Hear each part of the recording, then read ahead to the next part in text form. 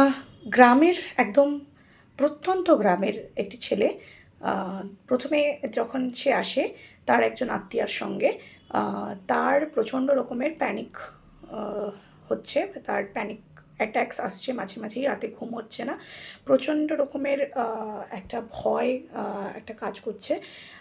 সমস্ত রকম anxiety symptom তার মধ্যে আছে। তো তখন যখন আমি হিস্ট্রি নিতে শুরু করি এবং তার বাড়ির লোককে বাইরে পাঠিয়ে তার সাথে যখন কথা বলি, তখন সে যেটা অ্যাডমিট করে সেটা হলো এই ছেলেটি আহ, বিভিন্ন ধরনের বেটিং বা বিভিন্ন ধরনের অনলাইন অ্যাপসের মাধ্যমে টাকা পয়সা রোজগার করতে চাইছিল, বা অনলাইন গেমিংয়ের মাধ্যমে টাকা পয়সা রোজগার করতে গিয়ে তার প্রচুর টাকার ক্ষতি হয়ে গেছে। এবং এই টাকাগুলো তার নিজেরও নয়, সেটা তার বাবার কোনো একটা ব্যাঙ্ক অ্যাকাউন্ট লিঙ্ক করা ছিল। সেই অ্যাকাউন্ট থেকে সে প্রায় 1.5-2 লাখ টাকা পর্যন্ত সেখানে সে হারিয়েছে।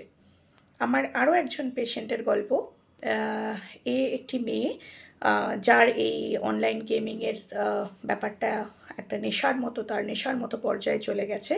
এবং সে যেটা করেছে, সে তার নিজের পরিবারের যা জমানো টাকা পয়সা ছিল, যেগুলো তার বিয়ের জন্য বিভিন্ন গয়না ইত্যাদি রেখেছিল তার বাবা, সেইগুলো সমস্তটাই প্রায় 5-7 লাখ টাকা সে গেমিংয়ে হারিয়েছে। এবং তার মাথায় যেটা সবসময় কাজ করেছে সেটা হচ্ছে যে যে টাকাটা সে লস করেছে গেমিংয়ে, সেটা তাকে ওই অনলাইন গেম খেলে সেই টাকাটা আবার তুলতে হবে। এবং সে যতবার এইভাবে টাকা তোলার চেষ্টা করেছে ততবার সে টাকা লস করেছে, এবং একটা টাইমের পর সে বিভিন্ন জায়গা থেকে লোন করেছে আশেপাশের মানুষের কাছ থেকে। এবং এখন গ্রামের দিকে মাইক্রো ফিন্যান্সের মাধ্যমে যে সুদে যে লোন পাওয়া যায় সেটার কথা আমরা সকলেই জানি, এবং সেটা যে কী ভয়ানক একটা মরণ ফাঁদের মতো সেটাও আমরা জানি। তো যে বিষয়টা বলার সেটা হলো, আমাদের আশেপাশে এখন মোবাইলের দৌলতে প্রচুর এরকম অ্যাভেলেবিলিটি এবং অ্যাক্সেস রয়েছে বিভিন্ন অ্যাপের, যেগুলো দিয়ে কিন্তু অনলাইন গ্যামলিং করা যায়। অনলাইন গ্যামলিং আসলে অনলাইন জুয়ার মতো, যেখানে টাকা রোজগার করার জন্য কোনো একটা গেম খেলছে তারা। আইপিএল বেটিং, গ্রামের ভেতরে ভেতরে আইপিএল বেটিংয়ের চক্র বিভিন্ন কাজ করছে। যদিও 2025-এ promotion and regulation of online gaming অ্যাক্টের মাধ্যমে বিভিন্ন বেআইনি গ্যামলিং অ্যাপগুলোকে ব্যান করা হয়েছে, তবুও কিন্তু খাতায় কলমে দেখতে পাচ্ছি যে প্রচুর অ্যাক্সেস রয়েছে ছেলে মেয়েদের কাছে। এবং অ্যাডোলেসেন্ট এজ গ্রুপে যেটা হয় সেটা হচ্ছে ইম্পালসিভিটি এমনিতেই বেশি থাকে, তো এক্সপেরিমেন্টেশনের ইচ্ছা হয় নানান রকমভাবে। এবং সেই সঙ্গে প্রথাগত চাকরি বাকরি কাজের সুযোগ যেহেতু কম হয়ে যাচ্ছে, একটা প্রবণতা রয়েছে যে সহজে বাড়িতে বসে কিভাবে টাকা রোজগার করা যায়, সেইটা কিন্তু আবার আরও বেশি করে অনলাইন বিভিন্ন যে গ্যামলিং প্ল্যাটফর্মগুলোর দিকে বাচ্চা ছেলে মেয়েদেরকে ঠেলে দিচ্ছে। এবং তার ফলে যেটা হচ্ছে যে আলটিমেটলি প্রচুর পরিবার সর্বশান্ত হচ্ছে, সেই সঙ্গে সঙ্গে তাদের মধ্যে একটা অবসাদ, একটা অ্যাংজাইটির সিমটম, আত্মহত্যার চিন্তা। একটা সময়ের পর তারা এত টাকা লস করে ফেলেছে হয়তো পরিবারের, যে তাদের একটা আত্মহত্যার চিন্তা, একটা মানসিক অবসাদ ইত্যাদি এইগুলো আসছে। সো গ্যামলিং ডিসঅর্ডার অ্যাকচুয়ালি কিন্তু DSM-5-এ স্বীকৃত।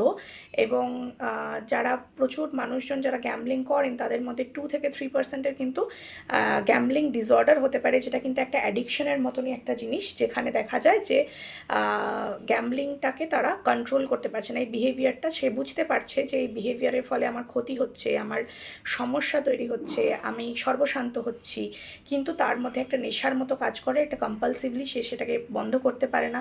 সে লিমিট লাগাতে পারে না যে আমি এত অবধি করে যে বেরিয়ে আসবো, এতটা লাভ করার পর যে আমি বেরিয়ে আসবো সেটা তারা করতে পারে না, সে খেলতেই থাকে। ফলে আরও আরও আরও পাওয়ার জন্য আলটিমেটলি তারা লস করে।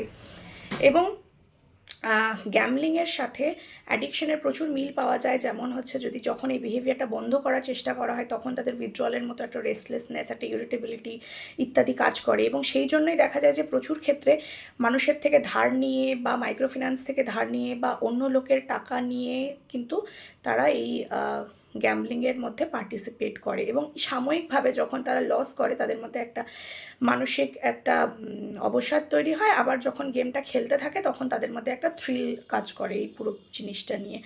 সো গ্যামলিং নিয়ে আমাদের সাবধান হওয়া দরকার, কারণ ছেলে মেয়েদের মধ্যে বা ছোটো ছোটো ছেলে মেয়েদের কাছেও আমাদের এখন মোবাইল থাকছে, মোবাইলে ব্যাংক অ্যাকাউন্ট সবার লিঙ্ক করা রয়েছে। অনেক ক্ষেত্রে আনসুপারভাইজড প্রচুর ছেলেমেয়েরা এই গ্যাম্বলিং অ্যাপের মাধ্যমে বিভিন্ন টাকা পয়সা এই টাকা পয়সা রোজগারের চেষ্টা করছে এবং চেষ্টা করতে গিয়ে অনেক ক্ষেত্রে কিন্তু আখেরে এই একটা চক্রের মধ্যে তারা জড়িয়ে পড়ছে।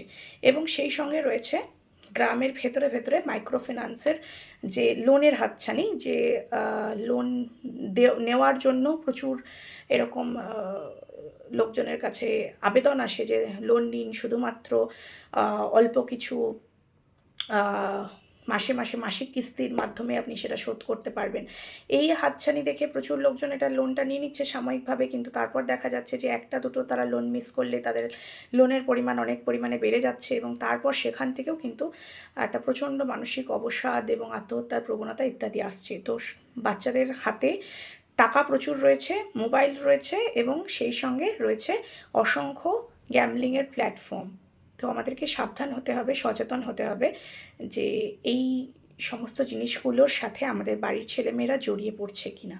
যদি কারোর এই পর্যায়ে পৌঁছাচ্ছে জিনিসটা যে তারা একেবারেই কন্ট্রোল করতে পারছে না এবং বারবার করে একই রিপিটেশন হচ্ছে একই চক্রের, সেক্ষেত্রে কিন্তু ডাক্তারের কাছে নিয়ে যাওয়ারও প্রয়োজন রয়েছে।